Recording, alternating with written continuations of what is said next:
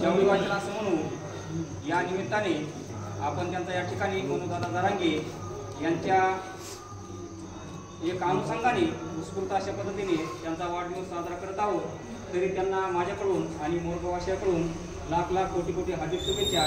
पुढील त्यांचं आयुष्य एक भरभराटीचं आणि आनंदाचं जावो अशी आई तुळजाभवानी आणि राजे शिवछत्रपती यांच्या चरणी मी या ठिकाणी विनंती करतो।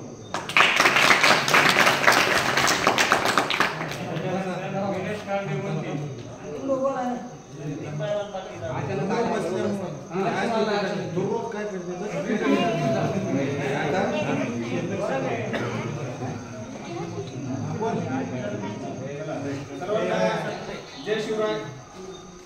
देवभूमी नागनाथ या नागनाथाच्या आशीर्वादाने श्रावण महिना जसा चालू झाला तसा आपण माननीय श्री संघर्ष योद्धे मनोजदादा जरांगे पाटील यांच्या आदेशानुसार जसं त्यांनी सांगितलं चावडी बैठका घ्या, सगळ्या घरापर्यंत पोहोचा, सगळ्या पूर्णपर्यंत पोहोचा, मराठा समाजापर्यंत घराघरापर्यंत पोहोचा।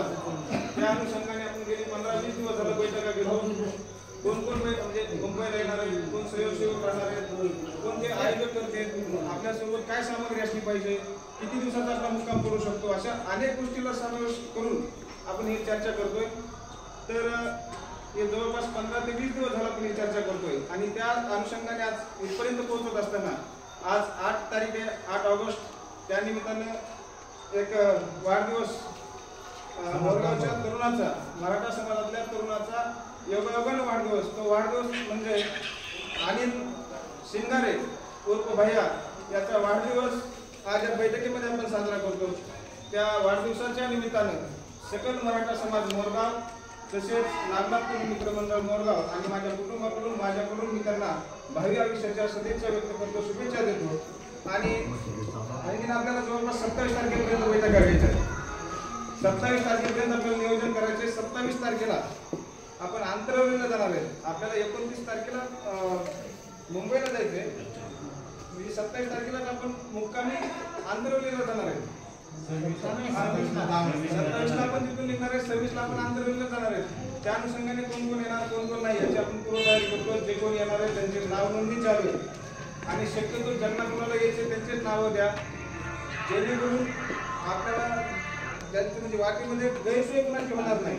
समज आपल्याकडे 10 लोक असले तर आपण बरोबर 10 लोकांना काय काय सामग्री लागते ते आपण सोबत घेऊ आणि त्याच्यानंतर जर अचानक जर वाढले तर कदाचित आपल्याला अडचण येऊ शकते। त्याच्यामुळे आपल्याला जे जे लोक येणार आहेत, जे समाजात जे येणार आहेत त्यांनी आपलं नाव नोंदणी करायची आणि तशी तर नागनाथ तरुण मित्र मंडळाच्या वतीनं आणि मराठा समाजाच्या वतीनं सगळ्यांना विनंती राहील की प्रत्येक कुटुंबातून कमीत कमी एक जण तरी निघावा अशी अपेक्षा आपण धरतोय।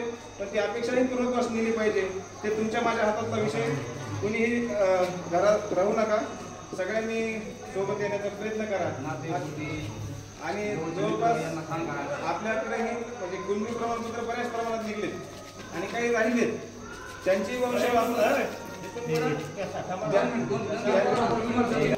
आपण वारंवार व्हॉट्सअपद्वारे, मेसेजद्वारे, फोनद्वारे आपण सगळ्यांना कळवतो। ज्यांचे प्रमाणपत्र निघले नाहीत त्यांनी आपोआपली वंशावळ तयार करून तिथं आमच्याकडे, मुन्नादादाकडे, माझ्याकडे, सरांकडे, कुणाकडेही द्या, आपण त्याची बरोबर वंशवळ जुळून तुम्ही प्रमाणपत्र काढण्याचा सातत्याने प्रयत्न करतो।